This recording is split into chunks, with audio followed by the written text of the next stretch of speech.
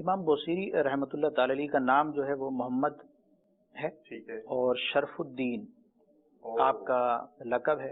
امام بوصیری کے نام سے آپ مشہور ہیں۔ ان کے دو زندگی کے دور یوں سمجھ لیں کہ ایک تو شاعری تو تھی، ادب کے اندر آپ خوب ماہر تھے، علوم ادبیہ کے آپ گویا سمجھے پہاڑ تھے۔ عربی ادب پر آپ کو بھرپور عبور تھا، اور خاص طور پہ نظم اشعار کی صورت میں آپ مدح سرائی کیا کرتے تھے۔ لیکن جو وہ پہلا دور تھا اس کے اندر آپ نے اپنے اشعار سے بادشاہوں کی مدح کی خوب۔ وہاں پر شاعروں کا رواج تھا، اور وہاں کا عرف چلا آ رہا تھا کہ جو شاعر ہوتا تھا اچھے سے اچھے قصیدے لکھتا تھا اور بادشاہوں کی خوب جناب مبالغے کے ساتھ تعریف توصیف کرتا تھا۔ غرض کیا ہوتی تھی؟ شاعروں کی غرض تو یہ ہوتی ہے کہ کچھ مال مل جائے گا، کوئی دنیاوی فائدہ حاصل ہو جائے گا، شہرت مل جائے گی، بادشاہ کی پشت پناہی کے ساتھ اپنی کیا ہوگی، واہ واہ ہو جائے گی۔ تو ایک تو یہ شاعروں کا جو عام دنیاوی شاعر ہوتے ہیں ان کا طرز تھا۔ تو اسی طرح آپ ادبی علوم کے تو ماہر تھے، اور لیکن آپ کا رجحان زیادہ تر کیا تھا؟ دنیاوی شاعری کی طرف، اور دنیاوی شاعری کے دستور کے مطابق آپ بادشاہوں کی تعریف توصیف میں لگے رہتے تھے۔ یہ ایک صورت تھی، یعنی یہ آپ کی ایک زندگی کا ایک دور۔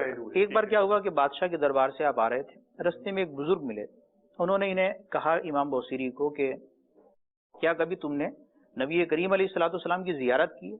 اب وہ تھے اہل اللہ میں سے تھے کوئی بزرگ، اور وہ دل پر چوٹ لگانے کے لیے شاید بات کر رہے ہوں گے۔ اب انہوں نے یہ ایسی چوٹ لگائی کہ یہ تل ملا اٹھے، اندر ان کے بے قراری ایسی بڑی، کہتے ہیں کہ اسی وقت یعنی نبی کریم علیہ الصلوۃ والسلام کی محبت جو ہے وہ اندر ایسا اس کا یعنی اس میرے دل کو گھیر لیا کہ کچھ تھا ہی نہیں دل کے اندر سوائے محبت مصطفیٰ کی۔ اب رات کو سوئے، یعنی بزرگ کے کلمات کی تاثیر بھی کہا جا سکتا ہے، ولیوں کے کلمات کی برکت ہے، اور ان کی نصیحت کا ایک وہ مظاہرہ ہے، عملی مظاہرہ کہ کیسے دلوں پر بزرگوں کی باتیں اثر کرتی ہیں۔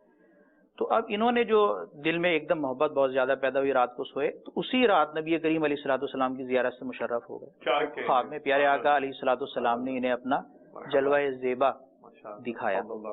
اب وہ جب زیارت ہوئی انہیں تو اس کے بعد تو ان کی دل کی دنیا ہی بدل گئی۔ ایک تو پہلے بزرگ کے کلمات اور ان کی محبت، اور پھر زیارت بھی اسی رات ہو جائے، تو اب انہوں نے اسی وقت فیصلہ کر لیا کہ اب میں یہ دنیاوی شاعری چھوڑوں گا، اب میں نے کون سی شاعری کرنی ہے؟ نبی کریم علیہ الصلوۃ والسلام کے نعتوں میں زندگی بسر کرنا۔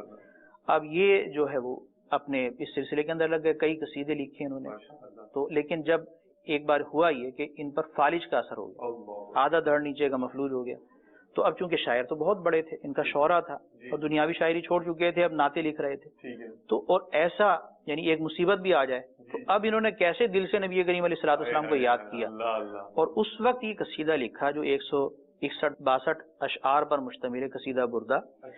یہ قصیدہ لکھا اور رات کو سوئے، تو رات کو سوتے وقت انہیں یہ قصیدہ ایسا مقبول ہوا کہ رات کو سوتے وقت پھر نبی کریم علیہ الصلوۃ والسلام کی زیارت ہوئی، اور نبی کریم علیہ الصلوۃ والسلام کو خواب کی حالت میں انہوں نے اپنا لکھا ہوا یہ قصیدہ بردہ پورا سنایا، اور پورا سنایا، وہ دربار رسالت میں گویا مقبول ہو گیا۔ اب یہ ان کی کیفیت تھی، نبی کریم علیہ الصلوۃ والسلام ان کا قصیدہ سن کر ان کے جسم مبارک پر اپنا دستے اتھر پھیرا۔ آپ کا دستے مبارک پھیرنا تھا کہ ان کے فالج کا اثر دور ہو گیا، صبح اٹھے تو فالج کا نام و نشان بھی نہیں تھا۔ اور ایک روایت یہ ہے کہ آپ نے جو ہے بردہ یمانی، اپنی چادر جو تھی یمنی چادر، وہ انہیں اڑائی، اس کے اثر سے آپ کا جو فالج کا اثر تھا وہ دور ہو گیا۔